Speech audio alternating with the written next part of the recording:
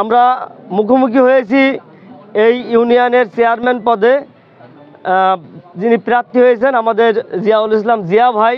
আমরা এখন তার সাথে কথা বলবো এবং তার প্রত্যাশা কি, তিনি জনগণকে কি করবেন পাশ করলে, এই সকল বিষয় নিয়ে। ভাই আপনি তো এই আলিপুর ইউনিয়ন আওয়ামী লীগের সাধারণ সম্পাদক। জি। তো আপনি যেহেতু একটি পদ হোল্ড করছেন, তারপরেও কেন আপনি এই জনপ্রতিনিধি হওয়ার ইচ্ছায় এই নির্বাচনে অংশগ্রহণ করেছেন? বিসমিল্লাহির রহমানির রহিম। সম্মানিত সাংবাদিক ভাইরা, আমার উপস্থিত নেতাকর্মীরা, আসসালামু আলাইকুম। আমি একটা দল করি, এটা সঠিক, কিন্তু এই জনপদে বর্তমান যে চেয়ারম্যান রৌফ সাহেব, ইনি এমন কোনো ব্যক্তি বা এমন কোনো পরিবার নেই তার হাত থেকে তার দ্বারা নির্যাতিত হয়নি, অপমানিত হয়নি। এমনকি আমার ফ্যামিলি পদে পদে নির্যাতিত। আমার বাবা আলহাজ পুটি সর্দার, আপনারা সবাই জানেন। আমি একটি ঐতিহ্যবাহী ফ্যামিলির সন্তান। আমার বয়স কম, আমি বয়সে তরুণ। তো আমি সত্যি কথা বলতে আমি নিজে নির্বাচন করব এই পরিকল্পনা আমার ছিল না, কিন্তু ইউনিয়নবাসীর, বিশেষ করে তরুণ প্রজন্মের যে একটি উদ্যোগ নিয়েছে আমাকে এই ইউনিয়ন পরিষদে, আমার মনে হয় ওনারা আমার ভিতরে কোনো ছায়া দেখতে পেয়েছে, বিশেষ করে তরুণ প্রজন্ম, যে আমাকে দ্বারা ইউনিয়ন উদ্ধার করা, অন্তত ওই রৌফ চেয়ারম্যানের হাত থেকে উদ্ধার করা, যে মিদশা থেকে উদ্ধার করা সম্ভব তাদের। এই কারণে তরুণ প্রজন্মের সাথে সাথে বয়োবৃদ্ধ, বিভিন্ন বয়স্ক মহিলা, মানে বিভিন্ন পেশার মানুষ আমার সাথে একত্রতা ঘোষণা করেছে। এই আলিপুরবাসী যেন এই স্বৈরাচার, এই নির্যাতনকারী চেয়ারম্যানের হাত থেকে রক্ষা পায়, যার কারণে তারা আমাকে এই প্রার্থী হিসাবে আলিপুর ইউনিয়নে দাঁড় করিয়েছে।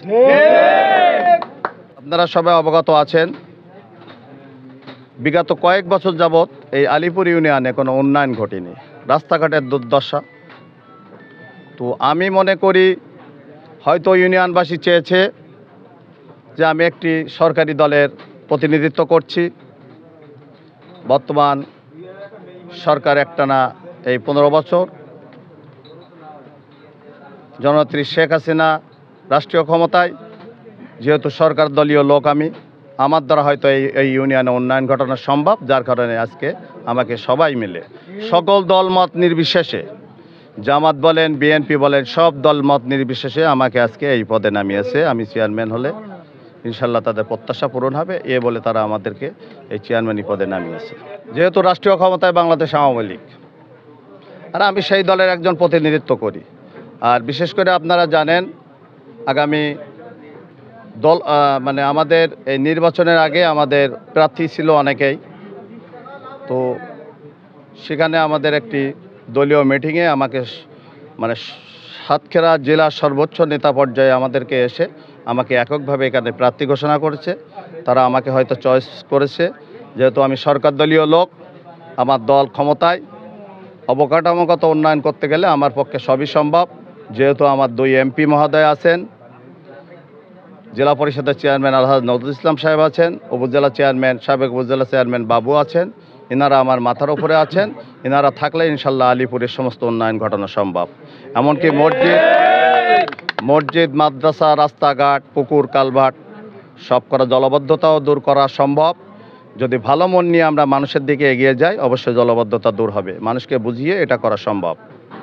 তো আমি চাচ্ছি যে আমি জনগণের কাছে একটিবারের জন্য সুযোগ চাচ্ছি, যেহেতু ওই পরিবার 32 বছর ধরে ক্ষমতায়, তারা এটাকে একটা রাজতন্ত্র হিসাবে মনে করে আলিপুরবাসীকে আমরা ঠিক প্রজার মতো আচরণ করে।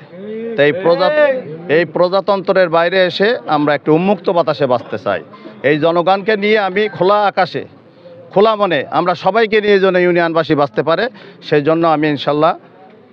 আর যেটা বললেন আপনি উন্নয়নের কথা, আমি একটু আগেও বলছি যেহেতু আমাদের জেলা নেতারাও এই এলাকায় এসে আমার প্রত্যেকটা পথসভায় তারা প্রতিশ্রুতি দিতেছে জিয়াকে আপনারা নির্বাচিত করলে আমরা জিয়ারই হাত দ্বারা ইনশাল্লাহ আলিপুরে উন্নয়ন ঘটাবো। আগামী 28 এপ্রিল, তো সেই ক্ষেত্রে এই ইউনিয়নের ভোটের পরিবেশ, আইন শৃঙ্খলার পরিবেশ কেমন দেখছেন আপনি? আমার তো মনে হয় খুবই ভালো অবস্থায় আছে, কেননা আমরা প্রথম থেকে বলছি আমরা জনগণের ভালোবাসা নিয়ে নির্বাচিত হব। আমরা কোনো সন্ত্রাস, কোনো দুর্নীতি, কোনো মারামারি কাটাকাটি এগুলো আমরা প্রশ্রয় দেব না।